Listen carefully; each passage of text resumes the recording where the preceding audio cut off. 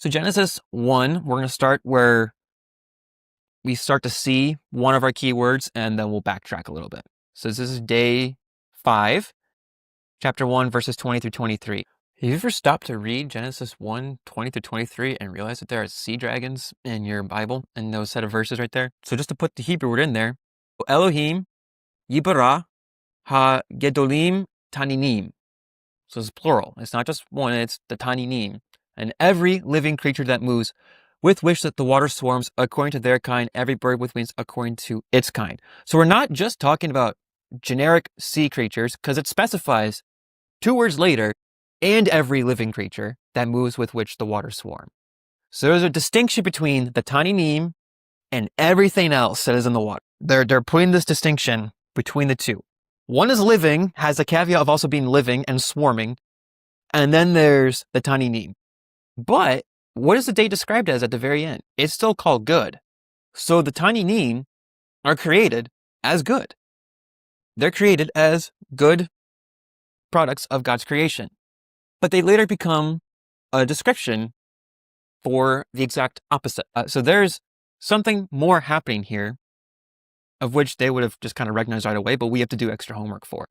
So yeah, we have let the waters, so the Mayim, swarm with swarms of living creatures. Let birds fly above the earth across the face of the expanse of the heavens, or the Shamayim, so the waters above, as we've just talked about in our ancient Eastern cosmology.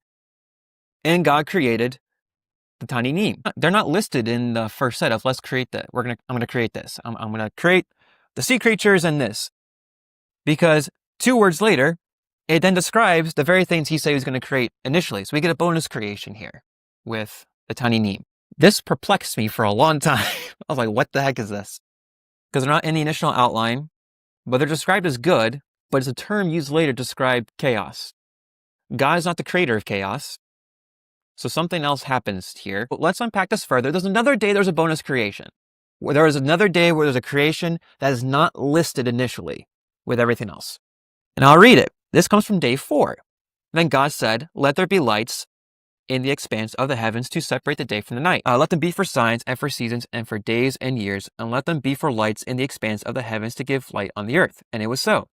So God made the 2 great lights, the great light to rule the day and the less light to rule the night. And also stars. Pretty much just like tosses that in. Oh, by the way, stars are created too. They're in there too. And God placed them in the expanse of the heaven to give light to the earth, which is primarily the sun that does that. But the stars kind of do that too. They're like mini suns.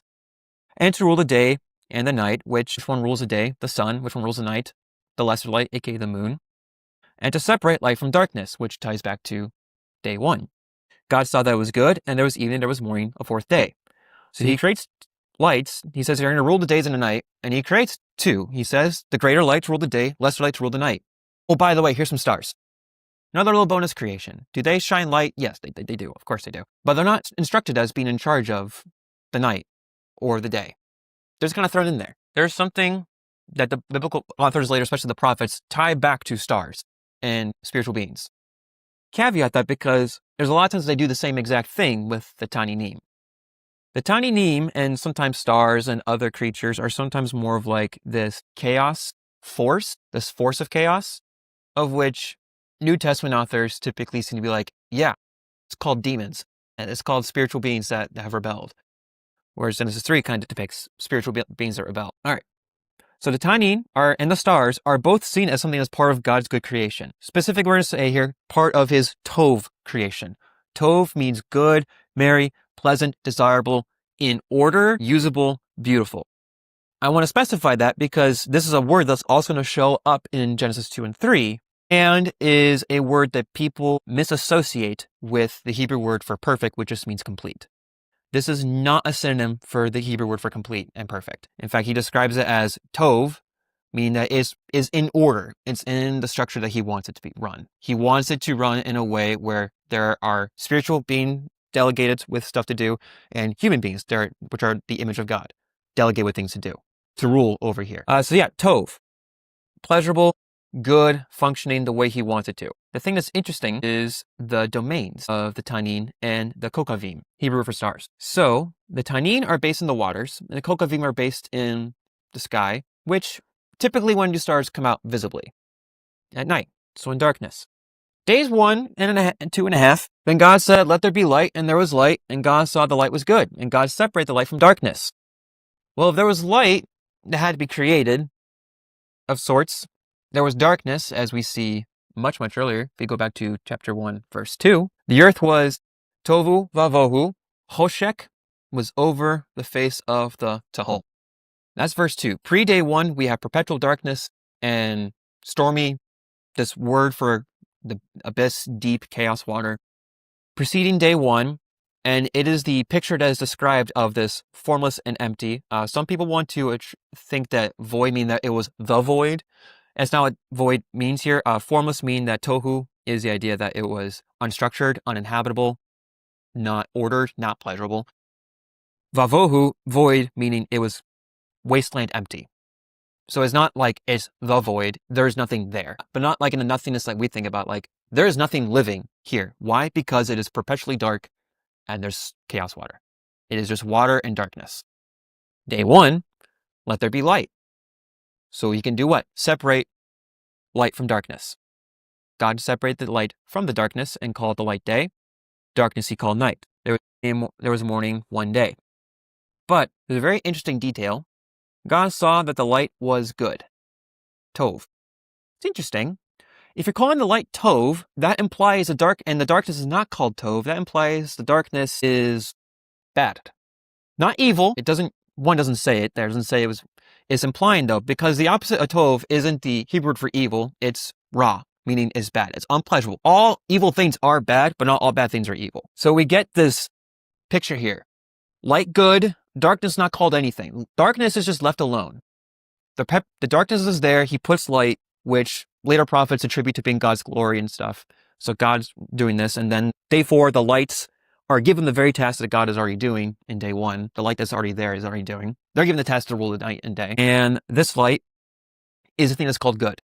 But the darkness is not called anything. It's just left alone. It's just called night, which would imply that it's Ra. If one's Tov and the other one's not called Tov, and it was a thing that's prohibiting from their being able to see anything at all, then it must be Ra. So you have Tov and Ra. Light, Tov, darkness, Ra. Which is interesting, since that is the domain of the stars. It's interesting. Day 2, God said, let there be an expanse, or the rakia, in the midst of the waters, and let us separate the waters from the waters. So the water is already there, pre-day 1, and is still there. Now let's separate it, put this hammered thing up there, separate them. So God made the expanse to separate the waters which were below the expanse from the waters which were above the expanse. And it was so. God called the expanse heaven, and there was evening, and there was morning the second day. What's missing? It's not called good. The entire day goes by. It's not called Tov. Something I think a lot of people kind of skip over. Day 2 is not called Tov, which seems to imply that it implies by itself that there's more that's going to happen. It has not reached its final purpose yet, but God lets it alone for right now until day 3. Then God said, let the mayim, or the waters below the shamayim, aka the waters above, be gathered into one place, and let the dry land appear. So the water is prohibiting this dry land from appearing. So it's not like God say, hey, poof, dry land, now you show up, as I think some people have, at least in my history, kind of treated this as like, hey, God said, let there be land, and kapow, land appeared. No, it was the water must be gathered so the land can appear, so the land can be seen. The waters moved over. Interesting. Both days sound very familiar, at least to me, from Rig Veda 1 and Numa Elish, and a little bit of the Baal cycle. Waters being separated so dry land can appear. However, there's no conflict. There's no dragon, and God's not fighting anything. This is where we're getting a little bit of playing with the vocabulary and yet not giving its full credit. Saying, hey, we're playing with this, but our God's different. We don't have to go to fight. He doesn't have to go to battle. He just kind of speaks, and things are. It's not until day 3 where God continues to work with the waters that we see Tov. God said, let the waters below the heavens be gathered into one place. Let dry land appear. And it was so. And God called the dry land earth, and the gathering of the waters he called seas, or yam. And God saw that it was good. When is everything Tov? Between days 2.5, when the dry land appears. So everything's Tov when the land appears and when there's light. Which is interesting, because we just dealt with, first off, the perpetual darkness, that's dealt away with, and we've dealt away with the cosmic waters that are preventing there from being life. But also, we have a complete fixing of the tohu problem. Things are now ordered.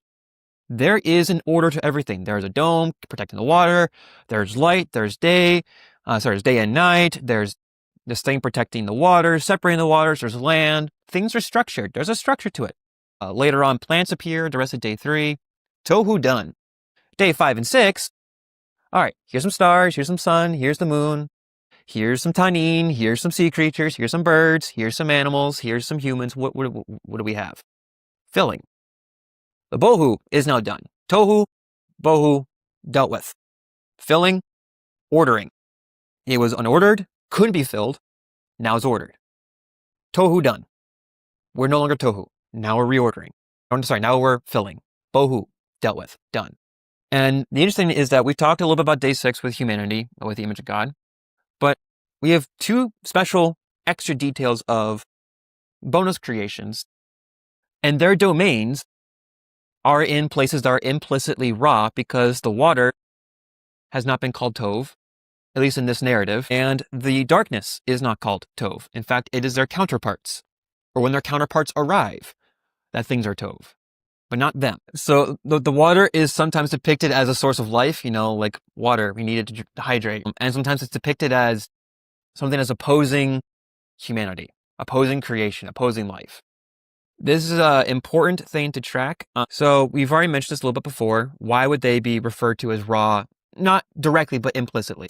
If these things are what makes everything Tov, these things by themselves or what they are is not good. They're not pleasurable. They're not delightful. They're not what God wants. He does not want darkness and chaos water.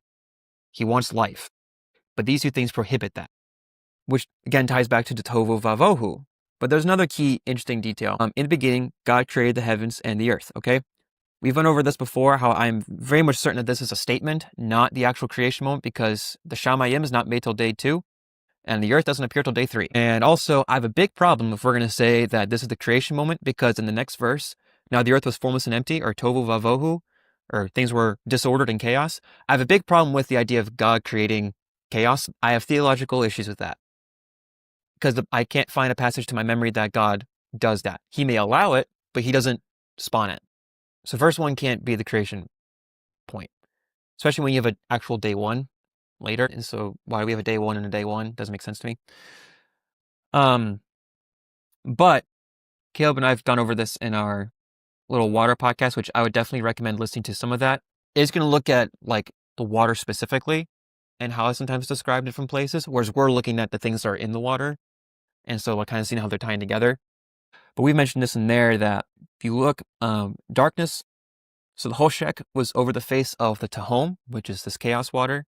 Next sentence. And the Spirit of God, or the Ruach Elohim, hovering over the surface of the waters. We changed vocabulary here. So in Egypt, we have Atum, who is birthed out of the waters. In the Enuma Elish, the waters are already there, and they go to fight over the waters and kill everything. In the Indra in Rig Veda splits the waters. So he fights the water in the sea. We don't get that. God is just there. He's not spawned from it. He's not fighting it.